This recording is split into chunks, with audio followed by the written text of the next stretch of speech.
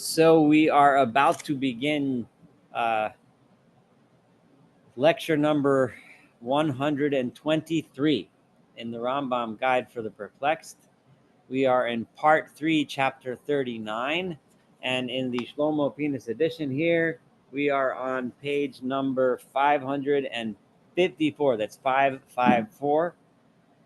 And the Rambam here is describing in each chapter a different category of he started this whole section by dividing all of the commandments of the Torah into 14 basic categories. And each category, he explains the basic reasons for that category.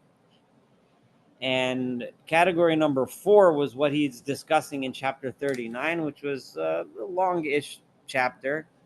And this was basically all of the laws that the Rambam discusses in Sefer Zraim, all of the and also the Sefer Zraim means the laws regarding, literally that means translates to seeds, meaning planting, and the parts of the plants that need to be given to the poor, to given to the Levi, to the Kohen, to the priests, and so on. And also it includes the laws concerning the slaves, which is what he's in the middle of discussing now. This is this category. So the last 2 paragraphs, he discusses the law. We just studied how he mentioned, that the Torah was careful to give us laws not to mistreat a slave, which is why if one were to to punish a slave and physically and destroy or knock off one of his or her limbs, then that slave would go free, right? That's what he just discussed. And now he's about to discuss the mitzvah, the commandment, found in Dvarim, Parak Chav Gimel, where it says that lo saskir eved el adonav, not to, literally that means not to deliver a slave unto his master, meaning if an escape, the simple meaning of the verse is if an escaped slave runs from his master, presumably because of too much persecution and too much oppression, and he runs to you for security, for freedom, for safety, not to give him back to the master who is oppressing him. Now,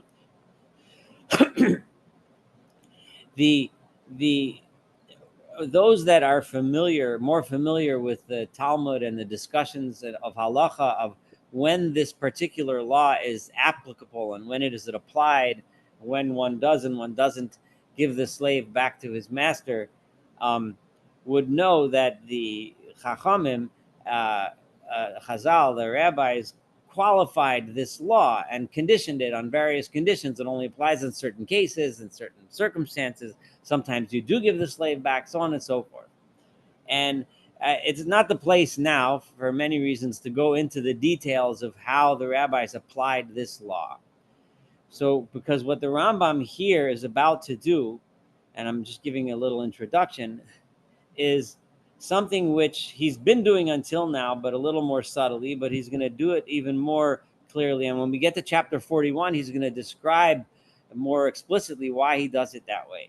And that is, the Rambam is only discussing the simple, basic meaning of the commandment as it is given in the written Torah, right? The Torah says a law, not to do X or to do Y, right? And the simple meaning of the verse is whatever that X is, and I'll give examples, specifically the one we're about to read. But then for various reasons of jurisprudence, the rabbis qualified the law and said, well, it applies here, it doesn't apply there, this is how you do it, this is how you don't do it, and so on and so forth.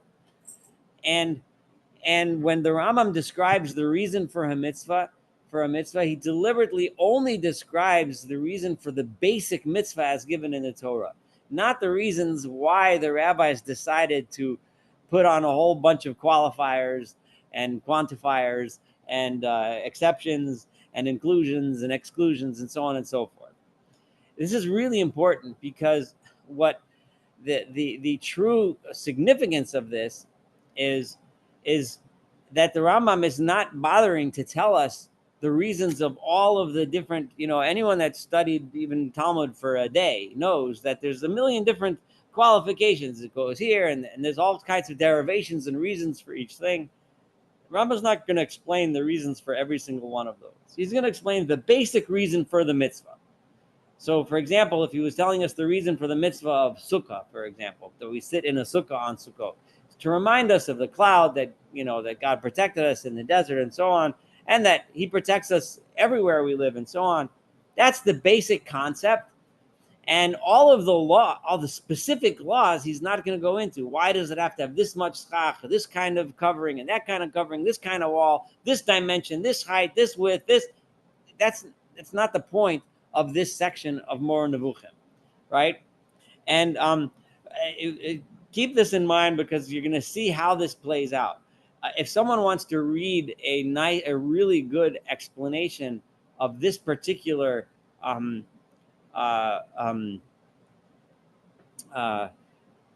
this particular aspect of this section of the Rambam of Moreh Nevuchim, there's a book. It's called The Talmud Reclaimed. It's by a guy named Shmuel Phillips. He goes as Shmuel Phillips. He doesn't use the title rabbi, although I don't know if he actually has smicha or not. But he's a really interesting guy, and he wrote this book.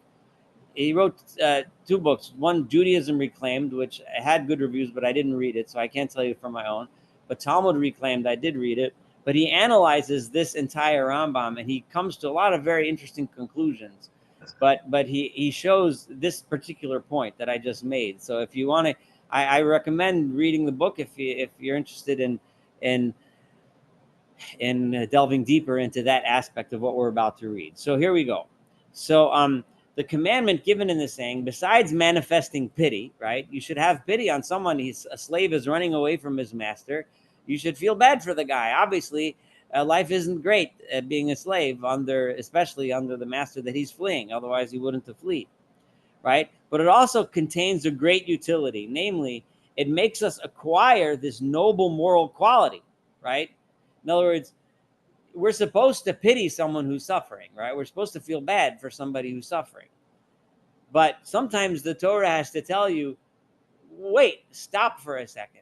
Don't give the slave back, right? Keep him in your house, because even if you don't necessarily, some of us might not feel pity depending on the circumstances. But by fulfilling this mitzvah, it will say, why am I not giving him back? Because I'm supposed to feel bad for the guy. And it will teach you and help you acquire that trait which the Torah wants us to acquire. The Torah wants us to feel bad for other people when they're suffering. So it makes us protect and defend those who seek our protection and not deliver them over to those from whom they have fled. It instills in us this quality so that in other circumstances, when people appeal to you for help, you help rather than abandon them. When people look to you for aid, right? When people look, I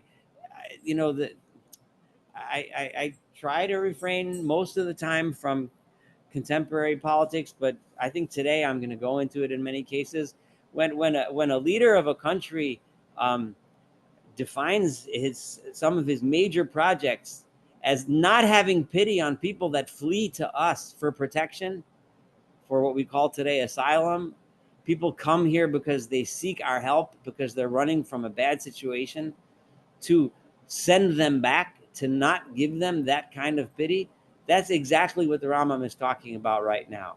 That's a quality that the Torah does not want from us. The Torah wants from us to feel bad for people when they come to us for help, so that we should help them and not reject them.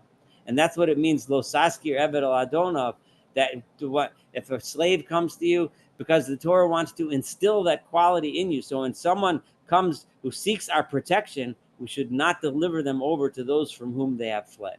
This is a very clear missive from the Rambam, and there isn't two ways to read this. It's very clear what he's trying to teach us, how to behave in these kinds of situations. It is not even enough to protect those who seek your protection, for you are under another obligation toward him, not just to offer him protection from whoever he's fleeing, but more than that, you must consider his interests. Think about what he needs. Maybe he needs a job. Maybe he needs help with his family. Maybe he needs psychological help. Maybe he needs clothing. Who knows? Maybe he needs medical treatment. Whatever it is, right? Be beneficent towards him. Give him good things. Give him a good meal. Give him a good sandwich. Give him a warm bed, whatever, right? And not pain his heart by speech. And don't say things bad to him. Don't talk to him in a way that makes him feel less of a person than you. I can't. It's impossible to not understand this as a message for us and how we're supposed to behave towards people that come to us to seek protection. And I have no qualms criticizing the very vociferously and unequivocally criticizing the actions of our current government for doing the exact opposite of what the Rambam is telling us the Torah teaches us to do. This is the meaning of his dictum, may he be exalted. He shall dwell with thee in the midst of thee, within one of thy gates, where it liketh him best. Thou shalt not wrong him. Don't hurt him. Don't harm him. Let him live in your neighborhoods, and the neighborhoods in which he wants to live, where he feels the most comfortable. That is how you're supposed to behave towards someone who comes to you to seek protection, period. If this law is imposed upon us with regard to the least of men and the lowest in degree, remember, Rambam is talking in a time, and I mentioned this last time, when slavery was the common thing of the land. People had slaves. This was the way it was. The slave was the lowest on the rungs of the socioeconomic ladder in those days. And today we still have a socioeconomic ladder. And those that are on the lowest rungs, the Torah tells us we have to treat him the same way we would want to be treated ourselves, right? So how much more so we should act with a man of great worth seeks your protection. In our minds, we may not make this necessarily the same kal v'chomer, the same way of stating this that the Rambam did. But anyone that comes to you to seek protection and help, give him the help and protection that he needs and requires. That's what the Torah is trying to teach us to do. What an obligation must you have with regard to him? However, the Rambam says the flip side of this, though, is there is a time when pity might be misplaced. And when would that be? On the contrary, the wrongdoer and worker of injustice, and to the defense of those that say if a person is truly a criminal and truly deserves a punishment for his crime, right? When he seeks our the worker of injustice should not be protected when he seeks our protection and should not be pitied. If someone is a criminal, is a true criminal, right, which is what in many cases our current government claims some of these people are, right? It's too tasty. It's too much of a similar situation that I cannot avoid making contemporary comparisons. So forgive me for that.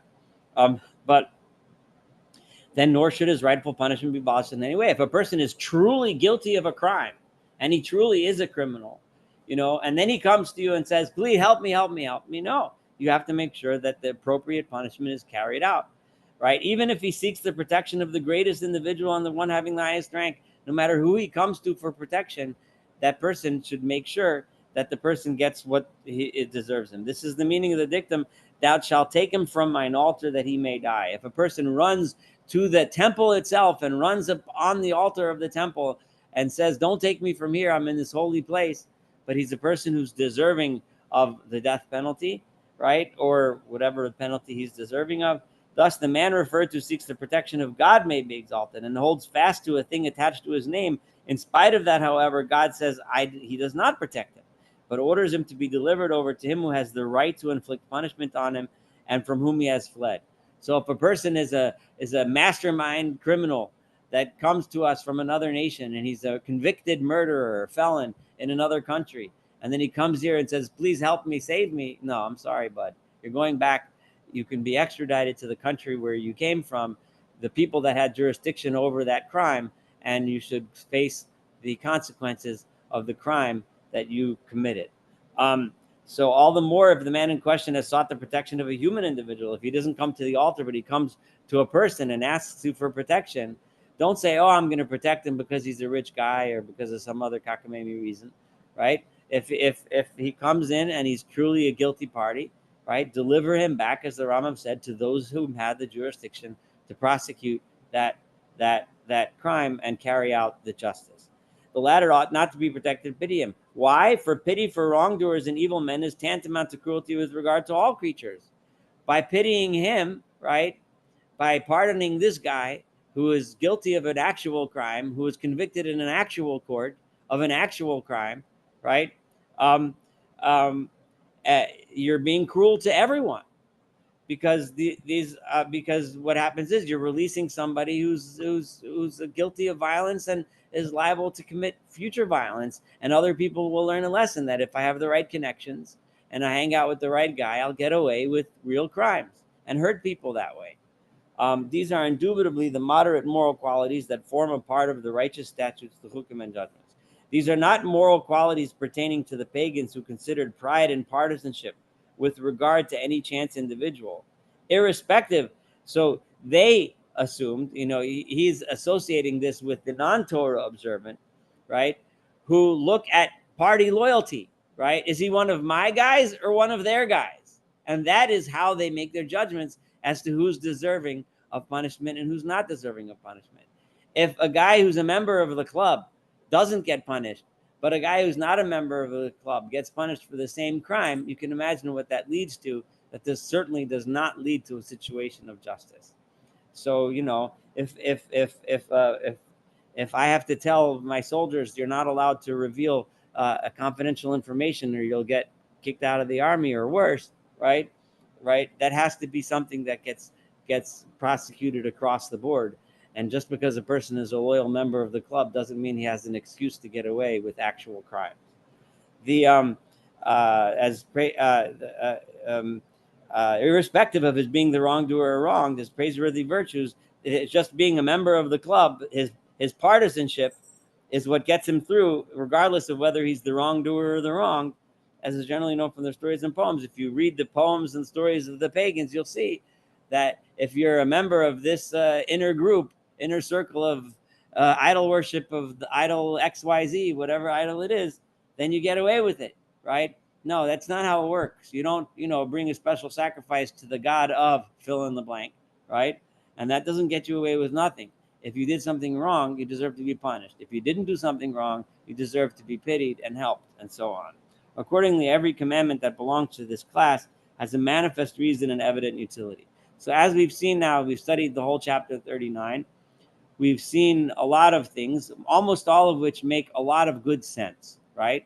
So far, we haven't yet encountered explanations of the Rambam that explain things that don't seem to make a lot of sense. But in the next chapter, especially in the second half of the next chapter, which hopefully we'll get to tonight, we'll have a chance to hear from the Rambam some explanations of things which on the surface did not seem to make sense. And he's going to give us at least his understanding of why they do. But before we go on to chapter 40 and the fifth of the 14 categories of mitzvot, I would like to know if anyone has any comments on chapter 39 or especially what we just talked about. Comments, questions, observations, or anything. Now, I have a easy question. So if you take your average run-of-the-mill slave, and he gets fed and he does get beaten up, but he says, I don't want to be a slave. It's just not right, an abolitionist, if you will, from 19. Yeah. Take it So, as an example. What if he runs away, not for a good reason, but just because he's a slave he doesn't like? just because What do you do with this guy? Well, first of all, I think just the very fact that he's running away, it's clear that he is being oppressed, right? Otherwise, he's But not slavery running away. itself is oppressive. Yeah, I mean, Right. He's being that in and of itself. So La Saskir Evel Adonov, it does the pasuk doesn't specifically, it doesn't lay out that you have to measure how much punishment he's been getting from his master to decide whether or not you're supposed to help him. Yeah, that's just, there was no punishment. Right. He's objecting. Just you're the rabbi in the South, and you're asked to judge whether these laws that were passed throughout our country, you have to. If it's a runaway slave, you're required to return him. Is that consistent with Jewish with Maimonides? The short answer is in that in the society where Maimonides lived, it was accepted that these social strata existed, right? So the Rambam wasn't pushing for a social revolution to abolish slavery altogether, right?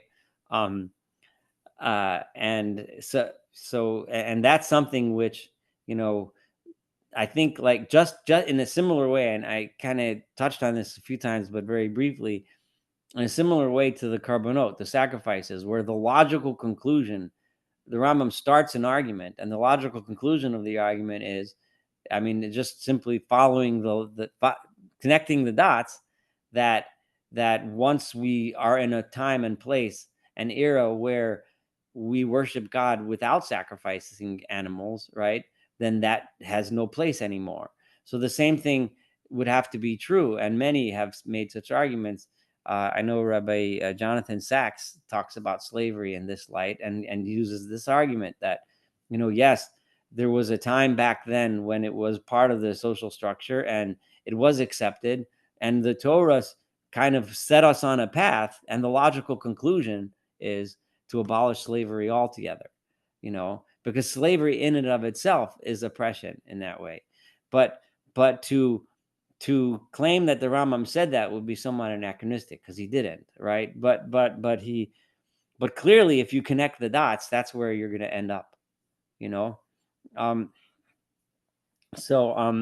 so you know, what would the Rambam have said had he been in the antebellum South? I mean, who knows, you know.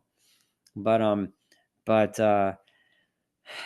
you know, but the abolishing slavery altogether in his day was so beyond something that they could comprehend. It was just a basic part of how the world worked. In the same way that he looked at women the way he did, you know, he just assumed that women are not intellectually capable of the same things that men are, you know. I highly doubt he would say the same thing today, when we have highly accomplished female scientists and all sorts of intellectuals, right? So, I mean, today to make such an argument would be ridiculous, right? There still are people that make such an arguments, but it's ridiculous, right? But these are things, you know. So I don't want to be guilty of saying that the Rambam said something that he didn't say, you know. But there's I don't think it's too much. I don't think it's too much to say that if you follow the logic and his statements, then that should be the logical conclusion, though, you know. Yeah, I don't know if that really answered your question great, Well, but I think it's the the best I best, can do. the only thing one can do. Yeah. Yeah. I mean, it would be beautiful if I could tell you that the Torah was for things that we nowadays think, you know, in our morals seem to us to make sense, like, you know, slavery in general. But the Torah does allow for slavery, you know, and you know, but it does say, you know, when you have to treat him like a human being, you have to, you know, so on and so forth. And the ideas of freedom, and every human being being a child of God, and every human being being a creation of God, and all of us having a soul of God, all of those ideas, which, if you follow to their logical conclusion, right, would mean slavery makes no sense. You know, those are ideas that were planted not by the Rambam, but by the Torah itself. Um, so yeah, I know, but it's an important question. It's a difficult one, but yeah. Any other comments before we go on to 40? All right, if not, then we'll move on to 40. So the commandments, this is page number 555, chapter 40. And he's going to discuss the fifth class of the commandments, are those which we have enumerated in the book of torts. That's the Sefer Mishpatim, the judgments, you know, monetary judgments. And in the Seder Nezikin, the Rambam also classifies Nezikin, meaning damages or torts.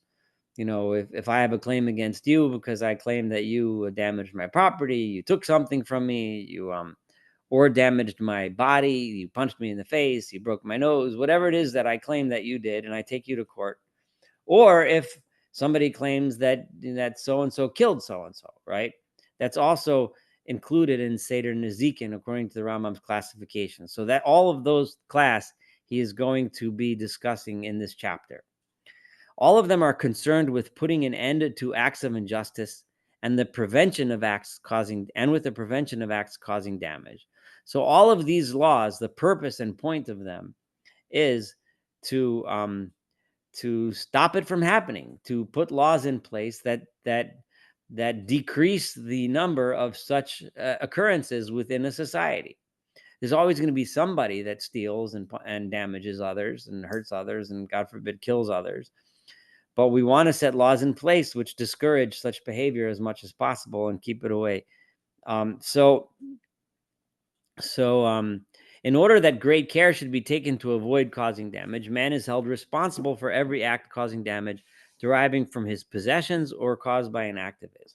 So that's why the Torah makes it clear that what a person does, either with his own body, by hurting someone or taking something from someone, or with the things that he's responsible for, his property does damage, whether it's his animal doing damage, or nowadays if our car does damage, or if our property does damage to someone else, we're responsible for that, because we're right. If only it was possible for him to be cautious and take care not to cause damage, assuming, of course, that it's something that was within his realm of ability to stop it. Some things are beyond our capability, and therefore we wouldn't be responsible. So therefore we are held responsible for damage deriving from our beasts, so that we should keep watch over them, and also for damage from fire. If you light a fire in your backyard and you don't watch it carefully and it burns down your neighbor's farm, then you're responsible for that, right? And from a pit, if you have a pit and you don't cover it properly and somebody falls in, you're responsible for that. So for these two belong to the works of man. These things, fires and pits, they belong. These are things that you did, and you're therefore responsible for them, even if it's not actually your body doing the damage. And he can keep watch over them and take precautions with regard to them. You can make sure not to light a fire if it's really windy, and make sure that it's surrounded by things, and so on and so forth. Be responsible, right? So that no harm is occasioned by them. These laws contain considerations of justice to which I will draw attention. There are things in the Torah, and remember, if anyone who's learned the Talmud or halacha knows, there's Masechta Bava Kama, Bava Metzia, Bava Basra. There's page after page after page of nuances and details and conditions and preconditions, etc. Remember, the Rambam is not talking about; he's talking only specifically about things which the Torah specifically states with regard to these things. Right? So far, the responsibility for these things are explicitly stated in the Torah, and the reasons for them are pretty obvious, and that's what the Rambam stated. And there are certain considerations of justice, which I will also draw your attention to, he says. Thus, one is free from responsibility for the damage caused by a tooth or a foot in a public place. Right? If your animal is walking down the street, where your animal has every right to walk, right? A comparable situation today. If you're driving down the street in your car, and everyone that has a right to drive down the street in the car, right? And your animal's foot happens to step on somebody else's tuxedo that he left lying in the middle of the street, and he tears the tuxedo. Well, sorry, bud, you're not responsible for that damage, because you're leaving a tuxedo in the street, and animals have a right to walk in the street. Yeah, sure, you can try to move your ox away, but if it doesn't, it's not your problem. It's his problem, right? For this is a matter with regard to which it is impossible to take precautions, and damage is seldom caused in this way, right? Because I can't take enough precautions to make sure that when my ox is walking down the street, that he won't step on somebody's whatever that he left there, right? Moreover, he who puts a thing in a public place is at fault towards himself and exposes property to destruction. Why are you leaving your things in the middle of the street, right? Accordingly, one is only responsible for damage caused by a tooth or a foot in the field of the injured party. So if my ox happens to be walking through your field, oh yeah, and it starts trampling over your stuff, which you have every right to leave in your field, yeah, then I'm responsible for it, right? On the other hand, these things are obvious, but the Rambam is stating the obvious. So on the other hand, damage caused by a horn, right? So my ox has horns, and those horns only damage if my ox shoves them into something, right? So I'm responsible to make sure that my ox doesn't gore things, right? And if he does, I'm responsible to pay for those. And some of the things regarding which we're talking can be taken in all places, in respect to which we're talking. to which those who walk in public places cannot take care, the law applicable to it, I mean the horn. So if my ox is walking down the street and he has horns, and Joe is walking down the street too, and my ox decides to gore Joe, Joe can't do anything. I mean, what's he supposed to do? He's allowed to walk in the street. It's my responsibility to make sure my ox doesn't gore him, right? So it's one and the same in all places. There is, however, a distinction that is made between an animal that is docile and one about which his owner has been warned.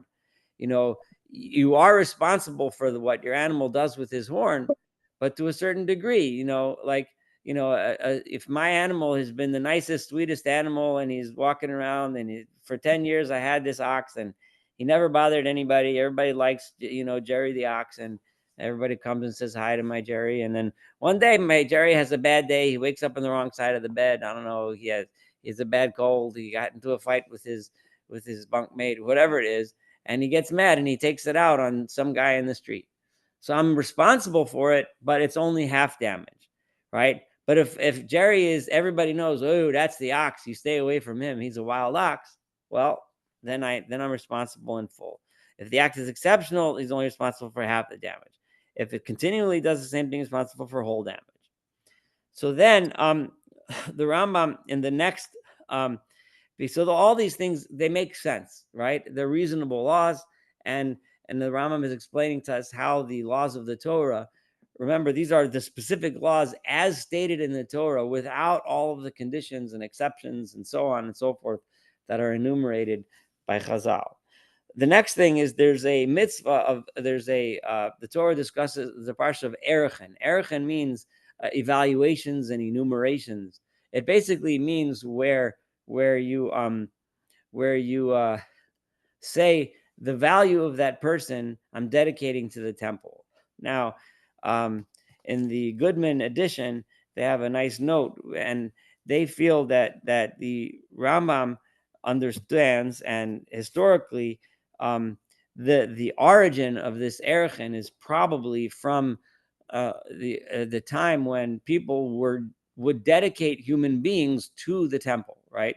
So an example of what they give in their note, in Goodman's note, is the Hannah and Shmuel, Hannah and Samuel. So she dedicated her son to the temple, so that when he was 3 years old, he was brought to the temple, and he was raised by the priests, and and so on, in a holy environment, so on. So because the Torah doesn't really condone that kind of giving human beings to the temple, the Torah says when you donate a human to the temple, you don't donate the human, but rather you donate a certain value. A certain value is given to that person. So the price of a slave, so depending on the social value of that person, the Torah gives different amounts. So a slave is generally fixed at half the price at which a free man is estimated. You'll find the estimations of men at the utmost is 60 shekels. The money paid for a slave is 30 shekels. And all of this, makes sense. And again, this is a place which really dovetails with what we discussed at the end of the last chapter a few minutes ago, when we talked about a world in which social status had a different value than it does today. Like today, we all admit that there's social status, but we at least aspire or dream of a world in which that wasn't how we evaluated people. But Rambam is living in a world where, and the Torah was given in a world where such things were taken for granted by everyone in society.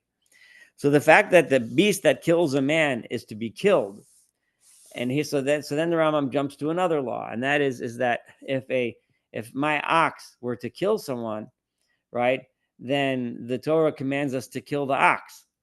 And the Rambam here says it's not to be regarded, it's not a punishment for the ox, an absurd opinion that the heretics impute to us. That some people, they look at it, they say, it's silly. Why are you killing the ox? The ox is just an ox, right? He can't be held responsible for his deeds. Again, Goodman has a note here that says that the Karaites actually do believe that the animal is killed as a punishment to the animal. And they quote various sources for that. And they say that the Rambam is referring to the Karaites here when he refers to the heretics. Whatever, take that for what it's worth. But the bottom line is that the Rambam here is saying it's not a punishment for the animal, but it's a punishment for the owner of the animal. For this reason, it is forbidden to use its flesh, which is why we kill the animal and you can't even use it. Purpose being, the intent is not so much because you're trying to punish the owner, although of course it is a punishment, but more so that its owner should take great care in watching over it, right? An ox is of a huge value, right? Obviously for its work, but also for its meat. And if you let your ox damage, not only are you gonna is it gonna be killed, but you're not even gonna get the value of its meat, right? So then you're gonna be really careful and should know that if it kills a child or an adult, a free man or a slave, no matter you will lose the price of the cow because or the ox because it's gonna be killed. And if he has been warned, he must pay compensation over and loss above the loss of its price. And you're not going to get, you're not allowed to eat its meat. It's gone. It's gone to waste. So it'll be an incentive to prevent the occurrence, the very tragic occurrence of it happening in the first place. So it's like the same thing, if God forbid someone has an accident in a building and the owner of the person had permission to be there, and the owner of the building, nowadays this happens all the time, right? If the owner of the building didn't take proper safety precautions, then he is liable for a huge amount of money to pay. If something happens, the person gets hurt or killed. But so the point is not that you want to punish the guy to make him pay. The point is more to make him take the proper precautions and make sure there's fire extinguishers and fire escapes and fire alarms and so whatever other safety things are necessary and so on. This is also the reason for killing a beast with which a human has lain. Also, for which bestiality was used. Why do we kill an animal with which a person committed that sin? So that its owner should watch over it and take care of it. The Rambam is assuming that a case of bestiality is where somebody uses someone else's animal to commit that sin, right? So if you watch over your property, you will make sure that nobody does that with your animal, right? Just as he takes care of his own family in order that he should not lose it, because he doesn't want to lose it. So he'll watch over his things. For men are as solicitous for their property as for their own selves. Some of them even prefer their property to themselves.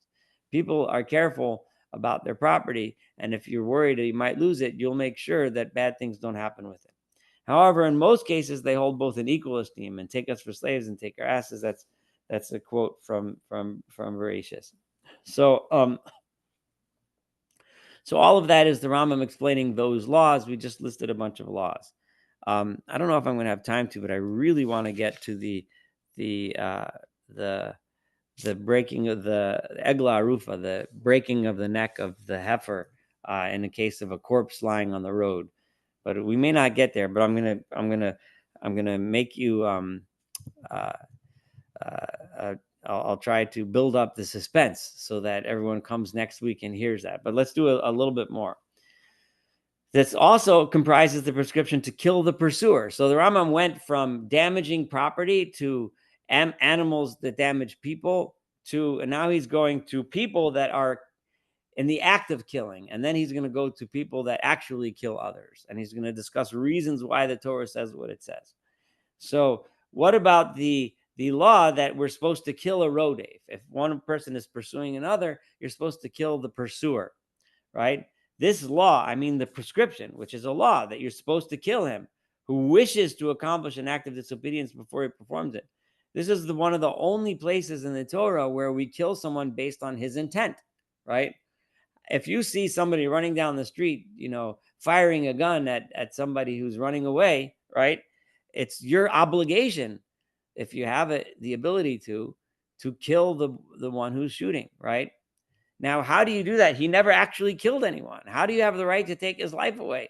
Once he shoots the guy, okay, he's a murderer, right? Before, he's not a murderer yet. But the reason why is because it's obvious based on his actions that his intent is to carry out a murder. So it's only applicable in two kinds of acts. Two places where we're allowed to kill someone based on the perceived intent of that person. Number one, if one is pursuing his fellow man in order to kill him, and the other, if one pursues someone in order to expose to latter nakedness. In other words, that's just a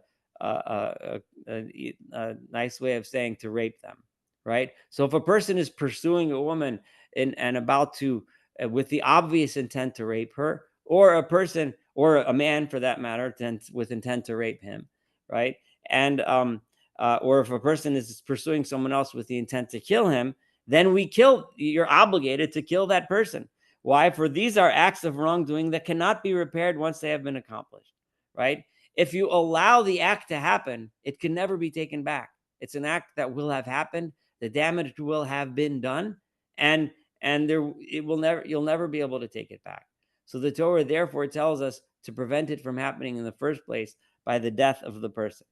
As for the other transgressions, but however, in other cases, if you see someone about to do an action which is a sin, which may carry some kind of capital punishment, right, that are punished by death by order of a court of law, there it's only the court of law that can take that action, not you, right? If you see someone about to desecrate the Sabbath, or about to worship an idol, or about to fill in the blank with whatever your sin that du jour might be, right, you're not supposed to take that person's life just because he has an intent to do something.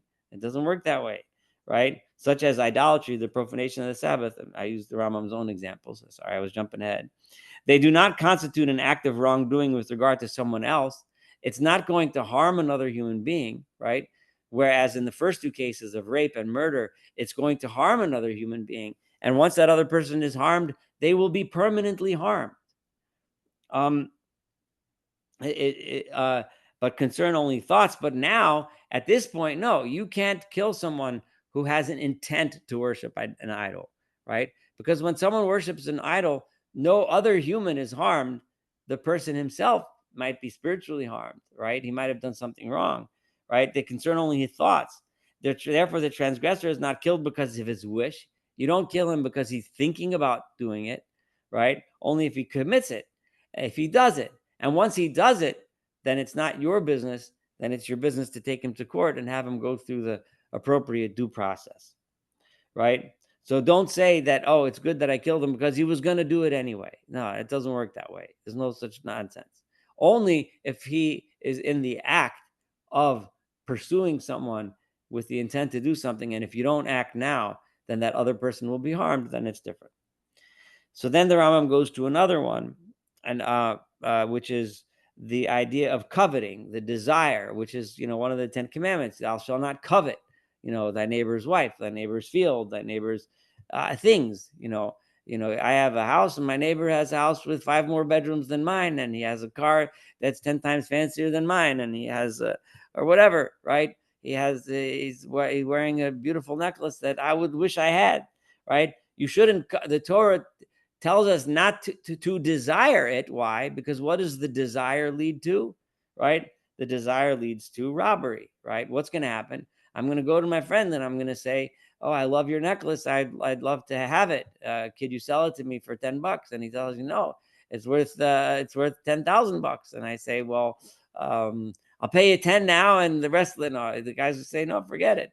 Then I'm going to get mad, and I'm going to grab the necklace and run, right? So that's the logical progression of coveting, right? It is thus the sages have explained it. That's why they say that the Torah commanded us not to covet, because coveting will lead to that kind of behavior. Bottom line is, the Torah is making laws because the Torah wants to create a society in which the behavior doesn't occur. The bad behavior towards each other. The situation with regard to the commandment to return a lost thing. The idea that if you find somebody's item on the street, you don't say finders, keepers, losers, weepers, you might have done when you were in first grade, right? But you're supposed to pick it up and give it back to the guy who lost it, right? It's clear. It's obvious. This is an excellent moral quality from the point of view of good relations. That's how people get along with each other. It's a nice thing to do.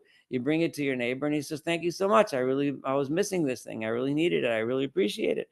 Now you have yourself a good friend and a good neighbor. And for the next 10 years, you'll have a Memorial Day barbecue together, and your kids will be friendly and everything will be wonderful. But if you don't return it and you say finders, keepers, and the next day he sees you walking down the street with his nice suit jacket on, and you say, where'd you get that thing? And you say, oh, I found it. Well, it's mine. He says, tough luck. It's mine now.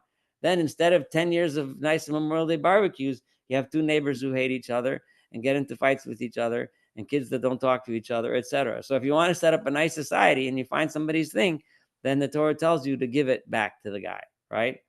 It is also useful because there's reciprocity. It's just a useful thing, because if you do not return a thing lost by somebody else, if I grab your suit jacket and I wear it, right, the thing lost by you, then tomorrow when he finds my hammer, he's not going to return it to me, right? And then it all goes round and round, and you end up with a society where, just as your son will not honor you if you do not honor your father, if you don't treat your parents properly, don't expect your kids to treat you properly, right? There are many other examples of this. It's just simple common sense. I'm going to do one more paragraph, um, and then um, we'll have some discussion, and then we'll finish this chapter next week. Because the broken neck of the heifer is spectacular. The Rambam's explanation. I mean, it sounds like, what in the world are you breaking animals' necks for? It's one of those mitzvot which are just bizarre. And then the Rambam gives an explanation, which is, I mean, you may or may not agree with it or like it, but it's extremely interesting and thought provoking, and also speaks to current events in an interesting way. So I deliberately gave a little teaser so that you'd come next week. But anyway, let's just do one more thing. The commandment of one who kills a man unawares shall go into exile. What about this idea that if a person kills someone by accident, not on purpose, that he goes to exile? So the purpose of this, at least according to Rambam, is imposed with a view to calming the soul of the revenger of blood. Right? There still are societies in which there's this idea of blood vengeance, right? If someone kills someone of my family, you don't start asking questions. Did he mean it? You go and you kill the guy, right? That's the blood avenger concept, right? But if you send the guy into exile so that he should not see the man by means of whom the misfortunes happen, in most cases, right, what happens? A guy, when you hurt somebody, it's usually somebody in your neighborhood. You go out into your yard, you take care, or into the woods, and you're out there chopping wood, and you don't notice that your friend's there, and you chop wood, and you hurt the other guy and you kill him. So then the other guy's family comes and they're angry at you. What are you doing? How could you kill our family member? And they come after you. So the Torah says, go to exile, be there for a while. They won't see you. They won't know from you. 10 years from now, they'll forget about it. They'll calm down, and it'll be better that way. And his return is made to depend upon the death of, but then the Torah says that when does he get out of exile? When the high priest dies. What's up with that? What kind of sense is that? Like some magical thing, the high priest dies and poof, okay, everybody goes home now. Like, what is that? So the Rambam has a really nice explanation. Again, it's not so much for us to agree with it. I mean, although I kind of understand it, but it's just to see his originality of thinking. And he says that what happens for the whole of Israel is greatest and most beloved of human beings. Who is the death of the greatest leader of the generation, right? And what happens when the high priest dies? People all of a sudden realize that even great men die. Sad things happen in this world. Lahavdil, if right now the Pope died. If millions of Catholics around the world are grappling with the fact that their beloved leader is dead. And people die and they go and they don't come back. And someone that they looked up to for guidance, for leadership, for teaching, for whatever. And the high priest, Lahavdil, had that same thing. He was the religious leader of the time. So thereby the soul of the victim of misfortune, whose kinsman has been killed, will have been calmed. The person whose brother was killed in the woods by the murderer, I'm calling him a murderer, even though it was an inadvertent act, right? Just perpetrator might be a better word. For it is human nature that one who has been stricken by misfortune finds consolation in the fact that someone else has been stricken by similar misfortune, one that is greater. How many times have we consoled ourselves by saying, I know my situation is really bad. I lost my job, but you know what? It could be worse. I still have a degree. I have a good resume. I have enough money in the bank to make it through another few months. I could look for another job and I'll be okay. As opposed, it's not as bad as the other guy. Remember when he lost his job and he foreclosed on his house and he was bankrupt and he had cancer, and it was that much worse. So you know what? My situation isn't so bad. And the entire society feels that way when a very respected leader passes away, and everyone realizes that, you know what, okay, yes, it is tragic that my relative died, but could be worse. So this is a natural way we think. And among the misfortunes constituted by the death of individuals, none is, to our mind, is greater than constituted by the death of a high priest. And remember, Rambam is talking about an ideal. Obviously, there were high priests in our history, in our recorded history, especially in the Second Temple period, that were corrupt, good for nothings, right? So so I'm sure that in those cases, those high priests, people weren't really bleeding too much borscht over their death, but but in principle, in theory at least, the high priest represents someone that the whole country looks up to and therefore mourns upon his passing. So the Rambam is again going through damages. He first talks about damages to property, animals killing humans, humans pursuing humans to kill or rape them, and then jealousy, returning lost objects. These are all things that related to that. And now he's focusing in on murder. So he starts off with inadvertent murder, and the next thing he's going to talk about is is the law of what happens when a person is found dead on the road, right? Right? What happens when an accident happens? They're dead on the road, and the Torah gives a very bizarre ceremony, right? Of the elders bringing a heifer and measuring the city that it's close to, and they break the back of the heifer. Like, what the heck's going on over there?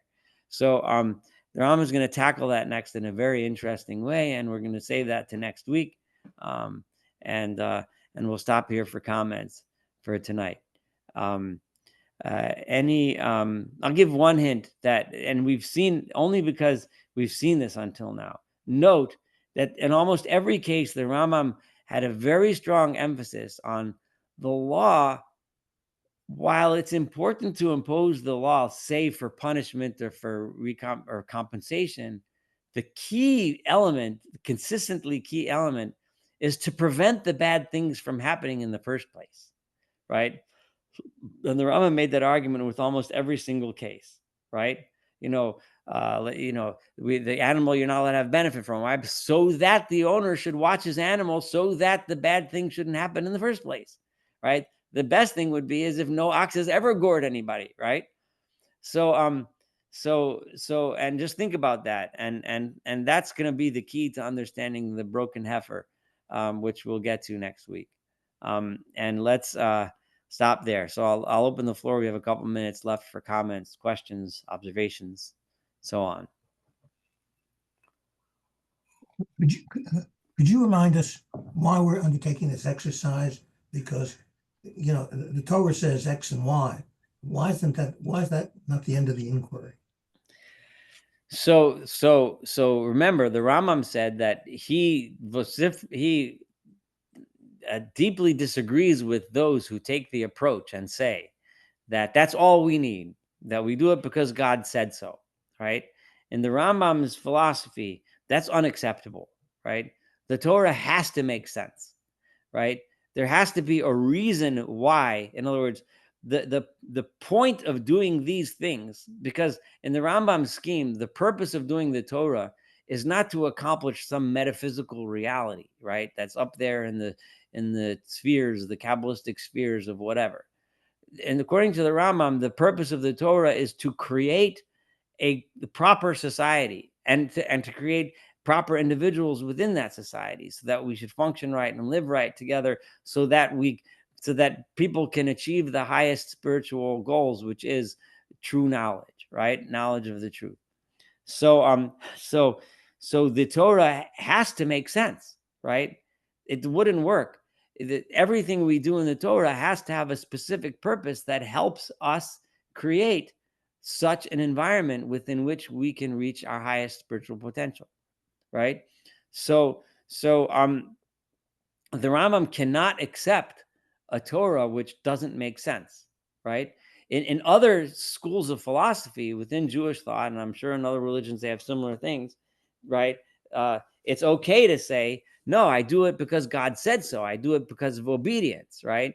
And there may be a reason. They'll always say, yeah, there's a reason, but there could be some metaphysical reason, some reason which we'll never know or understand, you know. But in the Rambam's philosophy, that doesn't fit. That doesn't work, right? It has to be a very practical, real reason, you know. And the Rambam admits that in some cases he may not know, but not because it's not knowable. He just doesn't happen to know it, right? But there has to be a logical reason for everything. Otherwise, the Torah wouldn't make sense. It doesn't. It's not something that it just doesn't work. It has to make philosophical, psychological, sociological sense. And he said that several times. He refuses to accept the argument that the Torah was given, the mitzvos were given simply so that we should listen to them. I have with 90+% certainty decided that the sefer we should learn next, that we're probably talking less than a year from now, we're really approaching the end, is the Sefer Kuzari. Because the reason why I want to study that next is because it's also a major classic work of Jewish philosophy, extremely influential, and it gives us a very different approach from the Rambam's approach, you know, and when you see the difference between the Mor Nevuchim's philosophy and the Kuzri's philosophy, it'll help you understand a lot of what you see today in modern Jewish thought. You'll see two very different approaches towards Jewish philosophy, and you can decide on your own. But the good thing is that they both come from major Jewish philosophers, and that's like the understatement of the year. The two most important Jewish philosophical works are those two, the Smor Nevuchim and the Kuzri, and each have very dramatically different understandings of what the purpose of the mitzvot are, why we do them, and so on and so forth. And it's very important to understand both to get the wide breadth of what Jewish philosophy has to offer. And you can decide which way you want to go on your own, which one appeals to you, but the Rambam refuses to accept that. He said that straight up several times, many times. We studied it together. It's not true that the Torah gave us a mitzvah to do just because. It's fine. There are schools of Jewish philosophy that do teach that, and that's fine. And we'll study those, I promise. That's why we're going to do Kuzri next, right? But that's not the Rambam. He won't let that happen. I hope that answers the question. It does. Thank you. Yeah. Yeah. So we have a really interesting time. Next week is a really, really cool one, and yeah, it's gonna be a lot of fun. We still have a lot of really good stuff to go. So looking forward to next week. So Right. I have one quick question. Oh, sure, please go ahead. When we get to the next philosopher, is it going to be possible that we'll find places where we see a contradiction between what Rambam says and what this new philosopher says? Oh, and are we going to be able to discuss that? That's where I'm going with it. Absolutely. I hope that everyone that attended this class will also attend the next one. It's going to will continue. And there absolutely will be differences, philosophical, and even in some cases, maybe arguably even practical differences. But the difference in the understanding of the purpose of keeping mitzvos and keeping the Torah as God commanded. And what does it even mean that God commanded the Torah? I mean, the very foundations of Jewish faith are going to be, you're going to see two extremely different approaches, right, from these two figures.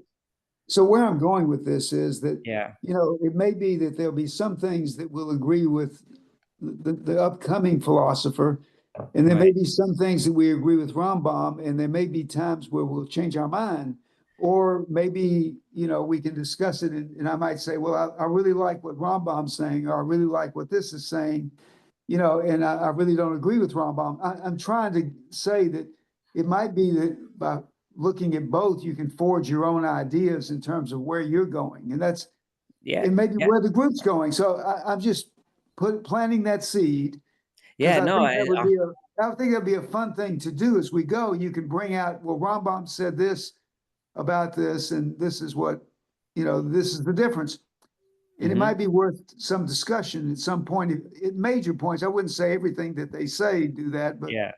there may be some things of interest that might be worth discussing. And I bring that out because you'll be leading it, and maybe you can lead us Oh into yeah. some of that. No, absolutely. That is my intent, and I want us to think that, and yeah, and I think in our own hearts, we bounce back and forth between these modes of thought all the time.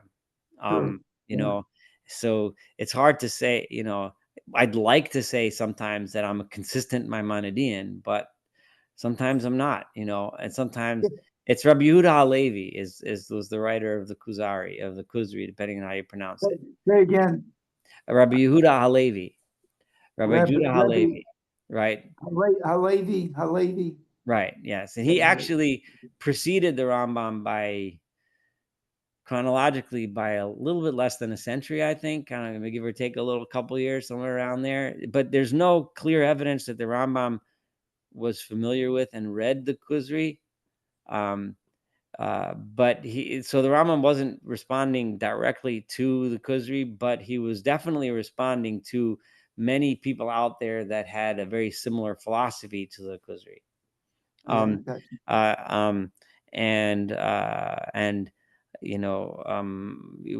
have a lot. We're not way past, a couple minutes past our time, but we'll have a lot of opportunity to discuss these things. But you'll find it, very interesting, and you'll really be able to then go next time you hear a sermon from somebody or read an article from a Jewish thinker, you'll discern within seconds which side of the spectrum that person lands, where he's coming from. Exactly. And almost all subsequent movements within Judaism, and there are many, and all kinds of different nuances between them, but they all somehow are children, of one or the other of the two. Yeah. And so that's why I think it's crucial. There's lots and lots of important books on Jewish philosophy, but we can't study them all. But I think these two, it's very important to understand Judaism, to understand these two. Okay. All right. Okay. So let's I will call it a night. So that ends lecture 123. Thank you. I really appreciate everyone being here and participating, and looking forward to next week. Thank you, Saul. Thank you, Saul. right. Thank you, Saul. Yes, you're welcome. Take care. Bye-bye.